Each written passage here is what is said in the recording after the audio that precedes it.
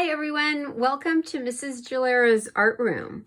Today we are going to be doing an art activity inspired by Gustav Klimt, a really famous artist.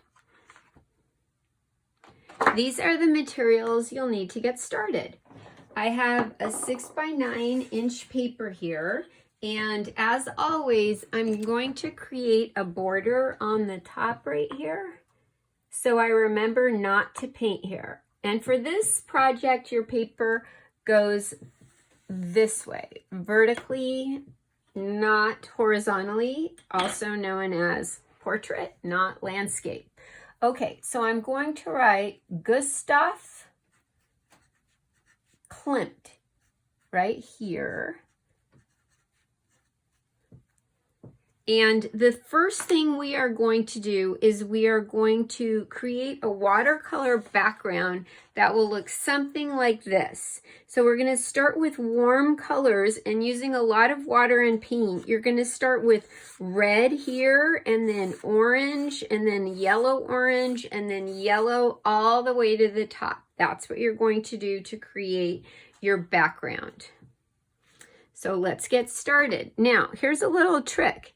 In my art room, I have a lot of these little jam jars. So every time we finish a jar of jam, I take the jar and wash it out and I fill these. I've got like 10 of them in my art room. I fill these with water so that I can, when the water gets dirty, I just put the lid on it and take it down later and open a new one. So I always have fresh water. You know, something funny I'm going to point out to you is I can tell my cat chewed on this paper a little bit. See how the corner looks a little bit chewed? I think probably Gustav Klimt would have gotten a new piece of paper, but maybe not, because one thing about Gustav Klimt is he really liked cats. So maybe he would have left that there, just like I am.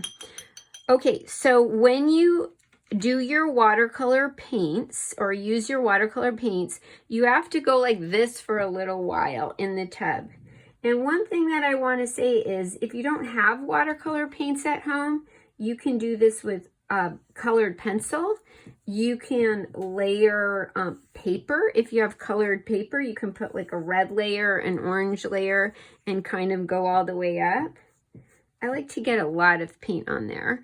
You can use crayons if you want to, but if you use crayons later on, when we put the tree on, you'll have to also use crayons because you can't put marker over crayons. Now I'm on the layer that's kind of like orangish yellow. And I like to use plenty of water and get lots of paint on there.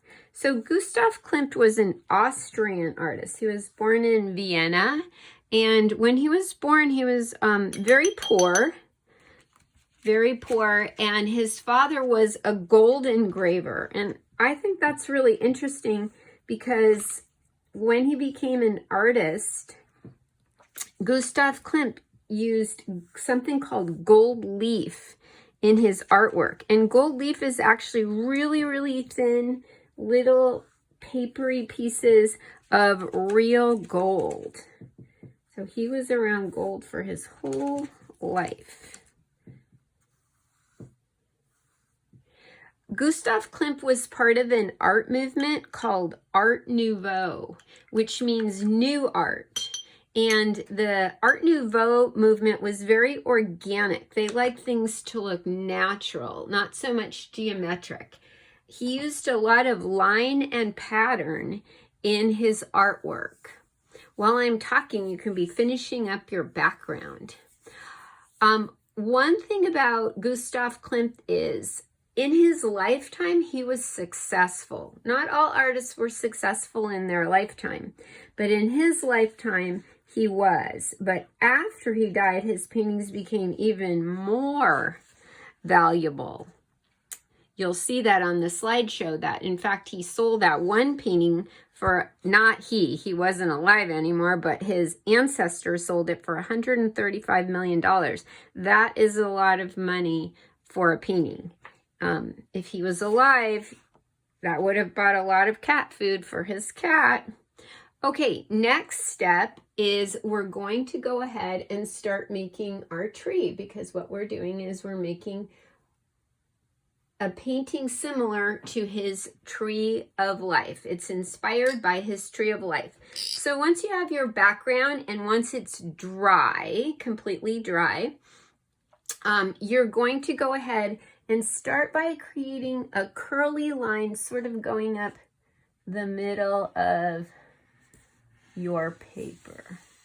And I'm going to go all the way to the bottom, but you can choose not to. And this is going to be the trunk of our tree of life. Okay, and the lines are pretty thick. Then I'm going to make like 4 main branches. And you notice the branches are curly. I don't know if you have access to a black marker that you love, but I got this one at school and I love it because it makes really nice bold lines. Once you have your 4 main branches, you're going to go ahead and make more curly branches coming off of those branches. And they can be going either way. Just keep making more and more curly branches. Take your time.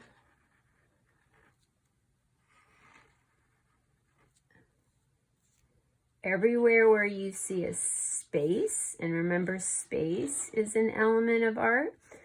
In this project, we're working with color, line, space, and pattern. Those are all elements of art. And then on those second curls that you made, like this is a second curl, I'm going to make 3rd curls going off of those. And just keep going.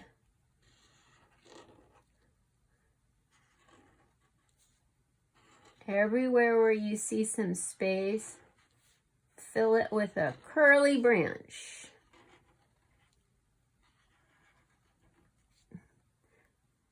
The painting Tree of Life, which I have included in the slide with this, is really large and beautiful. It has a lot of gold in it. It's kind of relaxing to add all these curls on top of curls, on top of curls, on top of curls. At some point, you have to decide, like all artists do, when to stop. And remember, you're the artist, so you get to judge when is a good time to stop. And I'm going to say a good time to stop is now. So if you want to, this can be it. This can be your tree because it's super beautiful and I love it. And I hope you love yours too. But what you also can do is do a next step, which is to add more embellishments. Now, I took my pen and I added on some shapes. Let me show you what I'm talking about. Here we go. So I added some triangles and I added circles and I even added some squares, and I added gold embellishments because, as I said, Gustav Klimt used a lot of gold and gold leaf.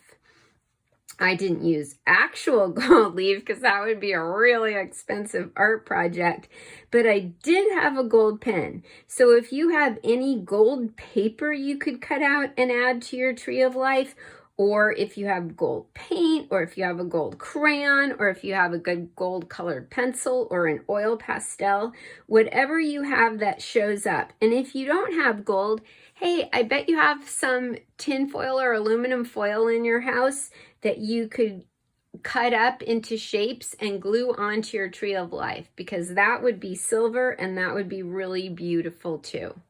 I hope you enjoyed this project, and I'll see you next time.